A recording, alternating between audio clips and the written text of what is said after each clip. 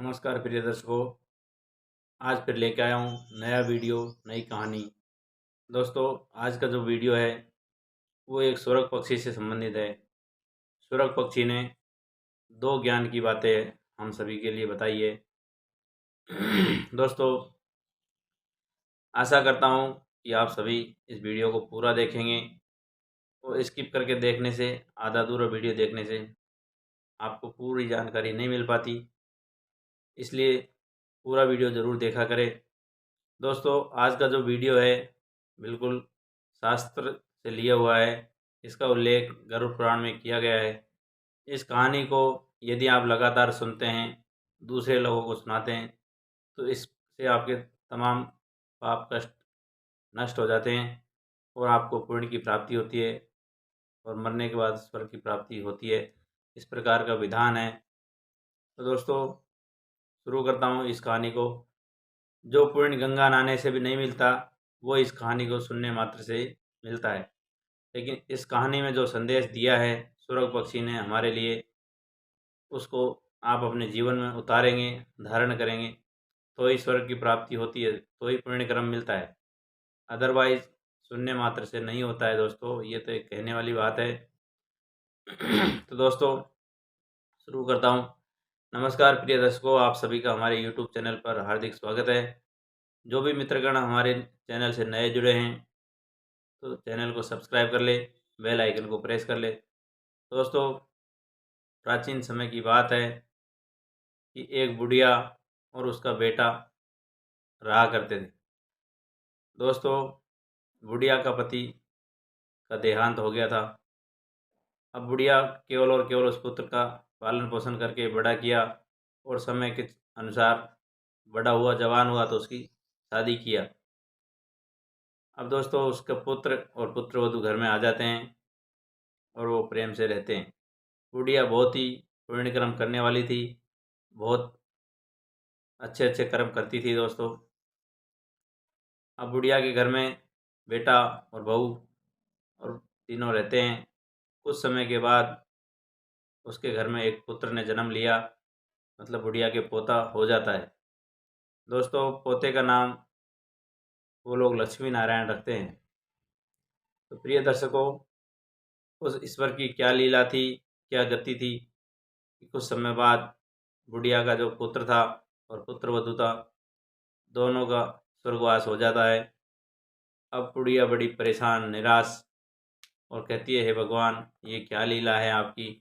आपकी लीला से कोई समझ नहीं पाया। मैं तो पहले ही अभागिन थी, पहले ही परेशान थी, ऊपर से ये मेरा बेटा और बहू भी ख़त्म हो गए। फिर भी कोई बात नहीं, यदि आपकी ऐसी लीला है तो मैं अपना जीवन इसी प्रकार से यापन करूँगी जैसा मैं पहले चल रही थी, पुण्य कर्म करती थी, तो भी अभी भी पुण्य कर्म के साथ ही मुझे रहना है। जो लीला है वो मुझे देखनी है, झेलनी है। अब दोस्तों, उसके पास एकमात्र वो जो छोटा पोता रह गया था 2-3 साल का, और कोई नहीं। फिर उसने सोचा कि चलो मैं पुत्र पोते के बहाने ही अपना जीवन यापन कर लूँगी और निराश नहीं होती हूँ। तो वो अपना पुण्य कर्म जो पहले करती थी वो अभी भी करती है और अपने बेटे को धीरे धीरे जो कहानियाँ थी, धार्मिक कहानियाँ, आध्यात्मिक कहानियाँ, वो सुनाती और धीरे धीरे पुत्र जो था पोता, उसके साथ गुजर बसर कर रही थी। दोस्तों, रोज़ एक से बढ़ के एक कहानी अपने पोते को सुनाती और पोता भी बड़ा शांत चित्त मन से ध्यान लगा के एक एक शब्द को सुनता, क्योंकि वो माता जो थी पुण्य आत्मा थी। दोस्तों, वो अपने बेटे को, मतलब बेटे का बेटा, उसको सूर्यलोक की, चंद्रलोक की, पाताल लोक की, गंधर्व लोक की, कभी शिव महापुराण की, कभी विष्णु महापुराण की, कभी ब्रह्म पुराण की, तो कभी गरुड़ पुराण की, तो कभी स्वर्ग लोक की। इस तरह से एक से बढ़ के एक कहानियाँ माता सुनाती थी। अब दोस्तों, बेटा का बेटा जो था वो कहानियों से इतना अंतर्ध्यान हो गया कि उसको जिज्ञासा होने लगी कि माता, कि दादी माँ, मुझे स्वर्ग की प्राप्ति कैसे होए, मैं स्वर्ग को अपनी खुली आंखों से देखना चाहता हूँ। आपने जो कहानियों में वर्णन किया है उसके अकॉर्डिंग तो स्वर्ग बहुत अच्छा होता है, अब दोस्तों वो 6 साल का बच्चा, उसको स्वर्ग कभी देखा तो नहीं, हमने भी नहीं देखा, आपने भी नहीं देखा, लेकिन वो स्वर्ग की कल्पनाएँ कर रहा है, जैसा उसने कहानियों में सुना है कि वहाँ पे ऐसे सुंदर बाग, बगीचे, किसी चीज़ की कोई परेशानी नहीं, कोई दुःख नहीं।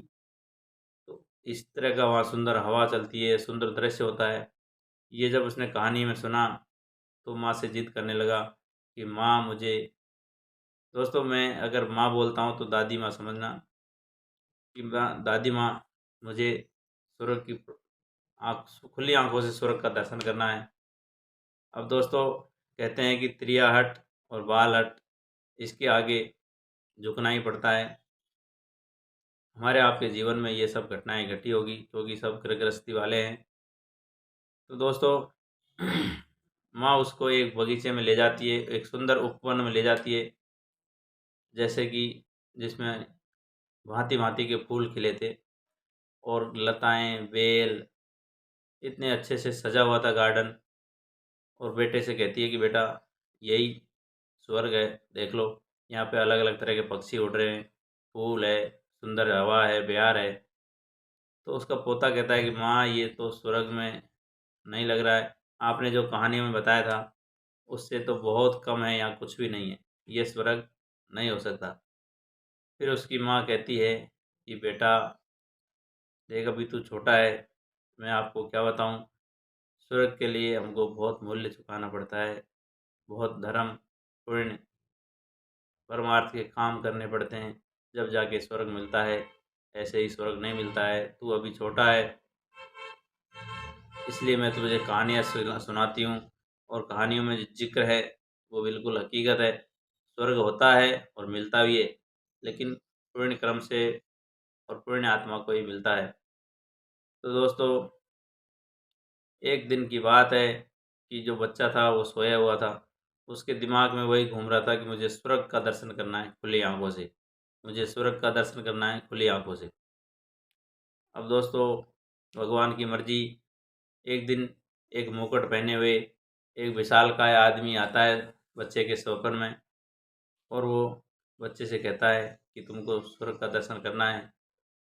तो बच्चा कहता है हाँ मुझे स्वर्ग का दर्शन करना है। वो कहता है कि स्वर्ग का दर्शन करने के लिए बहुत सारा मूल्य लगेगा। तो अपनी दादी से पूछता है कि दादी मैं इसका मूल्य चुका सकता हूँ क्या? तो दोस्तों वो कह पहले तो कहता है कि मेरे पास पैसा नहीं है, मूल्य नहीं चुका सकता। फिर भगवान जी जो सपने में उसके आए हुए थे मुकुट धारण करके, वो उसको समझाते हैं कि जैसे हम बाज़ार में जाते हैं, मेले में जाते हैं, तो वहाँ पे झूला झूलते हैं और कुछ सामान खरीदते हैं, तो उस चीज़ का हमको पैसा देना पड़ता है, मूल्य चुकाना पड़ता है। उसी प्रकार से स्वर्ग में अगर जाना है तो वहाँ भी एक मूल्य चुकाना पड़ता है। लेकिन आप ये समझ लो कि जो ये करेंसी, ये जो मूल्य पैसा, ये धन दौलत चलती है, वो इस लोक में चलती है, वो उस लोक में नहीं चलती है। एज यू नो, दोस्तों आप सभी जानते हैं कि जैसे हम दूसरे देश में जाते हैं, कोई सा भी देश देख लो, तो उस देश में हमारे देश की करेंसी नहीं चलती है। हमको उतना अमाउंट यहाँ पे जमा करेंगे तो उस अमाउंट का सेम अमाउंट दूसरे फॉर्मेट में, जहाँ पे उस देश की डॉलर, यूरो, पाउंड जो भी चलता है, हमको उसका मूल्य के बदले में वो मूल्य के पैसा मिल जाता है, क्योंकि उस कंट्री में वही सिक्के चलते हैं, वही डॉलर चलती है। तो दोस्तों जो मुकुट पहने भगवान आए थे दर्शन करने के लिए, दर्शन देने के लिए, तो वो यही समझाते हैं कि उस लोक में जाने के लिए आपको मूल्य चुकाना पड़ेगा, और वो मूल्य होएगा धर्म कार्य, पुण्य कार्य, परमार्थ के कार्य। तो दोस्तों बच्चा इस बात को मान जाता है कि भगवान मुझे बताइए मुझे क्या करना रहेगा। भगवान उसको सब बताते हैं कि ये जो डिब्बी मैं दे रहा हूँ, उस डिब्बी में अगर आप अच्छा कार्य करते हैं, परमार्थ का काम करते हैं, जीव जंतु, पशु पक्षी, निर्धन, असहाय, इन लोगों की मदद करते हैं, तो दोस्तों ये डिब्बी में सिक्का आता जाएगा। और अगर आप गलत काम करते हो तो इसमें से सिक्का घट जाएगा और वापस फिर बढ़ेगा भी नहीं। तो दोस्तों छोटा बच्चा 7-8 साल 9 साल का, उसको धीरे धीरे समझ में आ गया सपने की बात। अब दोस्तों वो सवेरे जब जगता है तो उसको अपने बिस्तर के किनारे पे वो डिब्बी जो सपने में देख रहा था वो मिलती है। तो वो समझ गया कि ये डिब्बी जो मैं सपने में देख रहा था वो मुझे मिल चुकी है। उधर उसको एक जो दादी माँ है एक सोने की मोहर दे के भेजती है कि जा बेटा, तू इसको जिस काम में खर्च करना चाहे तू करके आ, कोई दिक्कत नहीं है। तो प्रिय दर्शकों, वो बच्चा जाता है घूमता घूमता, उसको एक भिखारी दिखाई देता है रास्ते में। लेकिन उसने सोचा कि मैं इस भिखारी को ये पैसा दान दे दूंगा तो ठीक नहीं है, उसने उसको दान नहीं किया। थोड़ी देर में उसके सामने से उसके गुरुजी आते हुए दिखाई देते हैं और वो जानता था कि गुरुजी को वो बच्चे ज़्यादा पसंद है जो परमार्थ का काम करते हैं और भलाई का काम करते हैं, पुण्य काम करते हैं। तो दोस्तों उसको कहीं न कहीं शाबाशी पाने का मन था, तो गुरुजी के सामने उसने वो सोने का सिक्का था वो भिखारी को दान दे दिया।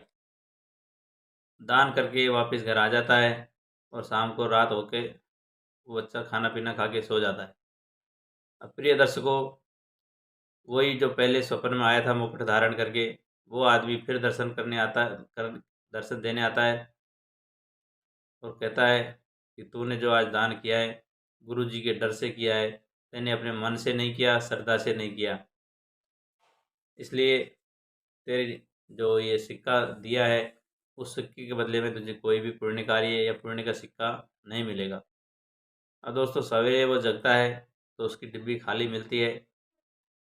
तो समझ गया कि मैंने जो ये दान किया है तो दान उसने दिखावे के मन से किया था, दूसरा उसने अपनी श्रद्धा से दान नहीं किया था। दोस्तों कुछ दिन बाद फिर वो जाता है और ये जो असहाय जानवर होते हैं, पक्षी होते हैं, इनको इनने दाना खिलाया, पानी पिलाया, इस तरह से चलता रहा। तो उसकी डिब्बी में सिक्का आना चालू हो गया जो कि खुद भगवान ने उसको दिया था स्वप्न में आकर के। अब वो समझ गया कि ये सिक्का मुझे पुण्य कार्य के बदले में मिलने लग गए। दोस्तों एक दिन क्या होता है कि वो एक लड़की के साथ खेल रहा होता है, उसकी हम उम्र के साथ। उस लड़की के साथ उसका झगड़ा होता है, उसको थोड़ा मारपीट कर देता है। तो दोस्तों कहते हैं कि उसने पुण्य की जगह थोड़ा पाप कर दिया। दूसरे दिन देखता है कि उसकी जो डिब्बी में सिक्के थे वो कुछ घट गए। तो उसको समझने में देर नहीं लगी, इतना तो वो बड़ा हो ही चुका था कि अभी मैं अच्छा कार्य करूँगा, पुण्य कार्य करूँगा, सेवा का, परमार्थ का, तो इसमें सिक्के बढ़ेंगे। और अगर मैं गलत काम करता हूँ भय के साथ या अश्रद्धा से काम करता हूँ या गुस्से से काम करता हूँ तो मेरे सिक्के बढ़ेंगे नहीं बल्कि घट जाएंगे। अब दोस्तों उसका नेचर ही इस तरह का हो गया, उसका स्वभाव इस तरह का हो गया कि बुरे लोगों के साथ वो रहता नहीं, उन लोगों से दूरी बना के रखता। हो सकता है तो उनको उपदेश देता, संदेश देता सुधरने के लिए, और वो अपने दृढ़ निश्चय लिया और अपने संकल्प के अनुसार बिल्कुल पुण्य का कार्य करता। और धीरे धीरे उसको गलत लोगों से भी नफरत होने लगी और वो अच्छे अच्छे काम करता चला गया। तो दोस्तों समय के अनुसार उसके सिक्के बढ़ते गए और उसकी डिब्बी एक दिन भर जाती है।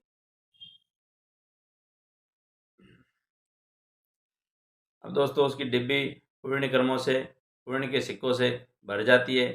अब उस डिब्बी को लेकर के एक दिन एक बगीचे में जाता है जहाँ पर अनेक तरह के फूल खिले हुए थे और वो अपनी खुली हवा में आनंद ले रहा था। उस खुले गार्डन के अंदर एक तालाब भी था। और दोस्तों उस ऊपर वाले की लीला थी, वहाँ पर एक बुजुर्ग आदमी तालाब के किनारे बैठा बैठा रो रहा था। तो ये जो लड़का है उस बुजुर्ग के पास जाता है, पूछता है कि दादाजी आप क्यों रो रहे हैं, क्यों परेशान हैं, इस उम्र में आपने ऐसा क्या कर दिया, आपसे ऐसा क्या हो गया। तो बुजुर्ग आदमी कहता है कि बेटा मैंने अपने कपड़े खोल करके यहाँ रखे थे और जैसी डिब्बी तुम्हारे हाथ में है वैसी डिब्बी मैंने यहाँ रखी थी और मैंने मेरी पूरी जीवन में पुण्य कार्य करके पूरी मेहनत के साथ ये डिब्बी भरी थी, उस डिब्बी को कोई लेकर के चला गया है। मेरी स्वर्ग प्राप्ति की इच्छा थी, लेकिन ये इच्छा अब इच्छा ही रह जाएगी। मैं स्वर्ग को दर्शन करना चाह रहा था। अब प्रिय दर्शकों, ये कोई और नहीं थे, ये श्री हरि नारायण भगवान ही थे, जो कि अपना रूप परिवर्तन करके उस बच्चे की परीक्षा लेने आए थे। दोस्तों, बच्चे ने कहा कि दादाजी कोई बात नहीं, आप ये डिब्बी ले लीजिए और स्वर्ग का दर्शन कर लीजिए। मेरी तो अभी बहुत लंबी उम्र पड़ी है, मैं तो और पुण्य करूँगा और कर्म करूँगा और इस तरह की डिब्बियाँ अनेक भर लूँगा। आपकी उम्र इस समय कम हो गई है और आप इस डिब्बी को भरने के अभी टाइम नहीं है आपके पास, तो आप खुली आंखों से दर्शन करिए स्वर्ग का। दोस्तों, उस अंतर्यामी भगवान को समझने में टाइम नहीं लगी और उस बच्चे की आंखों पे इस तरह से हाथ फेरते हैं और बच्चा और वो भगवान दोनों पहुंच जाते हैं स्वर्ग में। दोस्तों, स्वर्ग में पहुंचने के बाद बच्चा अपनी खुली आंखों से दर्शन करता है स्वर्ग में, और जितना उसने कहानियों में सुना था, स्वर्गलोक की कहानियाँ, गरुड़ पुराण की कहानियाँ, शिवलोक, शिव महापुराण, विष्णु महापुराण, उन कहानियों से लाख गुना बेहतर वहाँ पे दृश्य देखने को मिलता है। दृश्य इतना सुहावना था कि उसने अपनी दादी से जो कहानियों में सुना था, उसके कई गुना अच्छा था। अब प्रिय दर्शकों, भगवान श्री हरि ने उसको आशीर्वाद दिया कि आप मस्ती से, मौज से यहाँ रहो, कोई टेंशन नहीं, और आप स्वर्ग के दर्शन करो, स्वर्ग में रहो, कोई दिक्कत नहीं। दोस्तों, इस पर वो बच्चा कहता है कि भगवान, मुझे स्वर्ग में रहना नहीं है, मैंने मेरी आंखों से स्वर्ग का दर्शन कर लिया है और मुझे अभी जीवन के और भी बहुत सारे कार्य करने हैं। अगर आप मेरे को आशीर्वाद देना ही चाहते हैं, तो अगर मुझे, मैं स्वर्ग में आया हूँ, इसके उपलक्ष्य में कोई मेरी एक ऐसी पहचान बना दो कि मुझे संसार के लोग जाने कि ये स्वर्ग का आदमी है, इसने स्वर्ग का दर्शन किया है, ये स्वर्ग में जाके आया है। दोस्तों, भगवान श्री हरि ने तथास्तु कहा और उसको एक सुंदर पक्षी बना दिया, जो कि स्वर्ग में वहाँ रह रहे थे, उड़ रहे थे, उसी प्रकार का पक्षी उसको बना दिया। इसके बाद वो पक्षी नीचे धरती पे आता है, मृत्युलोक में आता है, और जो भी लोग उसके दर्शन करते, देख करके मनमोहित हो जाते और कहते कि कितना अच्छा सुंदर पक्षी है, ऐसे पक्षी तो स्वर्ग में होते हैं, देखो ये स्वर्ग का पक्षी है। दोस्तों दोस्तों वो स्वर्ग का पक्षी था, जो कि पहले लक्ष्मी नारायण के नाम से लड़का हुआ करता था। अभी लक्ष्मी नारायण की जो दादी थी, वो भी पुण्यात्मा थी, पुण्य कर्म करती थी, वो भी अपने सशरीर जीवित स्वर्ग में पहुंच जाती है। अब दोस्तों, वो स्वर्ग का जो पक्षी था, वो सबको एक ही उपदेश देता है, एक ही संदेश देता है कि आप अच्छे कर्म करेंगे, पुण्य कर्म करेंगे तो स्वर्ग में जाएंगे, और अगर गलत काम करेंगे तो नरक में झेलना पड़ेगा। तो इस प्रकार से ये कहानी है दोस्तों। स्वर्ग पक्षी जहाँ भी आपको मिले, तो कहते हैं कि इसको देखने मात्र से ही संपूर्ण पाप कष्ट नष्ट हो जाते हैं।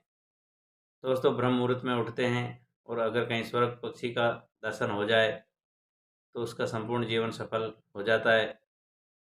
और कुल मिला के सारांश वाली बात यही है कि दोस्तों, पुण्य आत्मा की जो बुढ़िया माँ थी, उसकी तरह अच्छे कर्म, सच्चे कर्म, पुण्य कर्म करेंगे, तो आपके जीवन में सिक्के इकट्ठे होंगे स्वर्ग के, पुण्य के, और आप अच्छे जीवन को, इस लोक को और उस लोक को, दोनों को सुखी शांति भोगेंगे। इसमें कोई शंका नहीं है। ये शास्त्रोक्त कहानी थी, गरुड़ पुराण से लिया हुआ है। आशा करता हूँ दोस्तों, कहानी अच्छी लगी होगी, तो मेरे वीडियो को एक लाइक करें, चैनल को सब्सक्राइब करके रखें और अच्छी अच्छी कमेंट करें। जय श्री हरि नारायण की। धन्यवाद दोस्तों।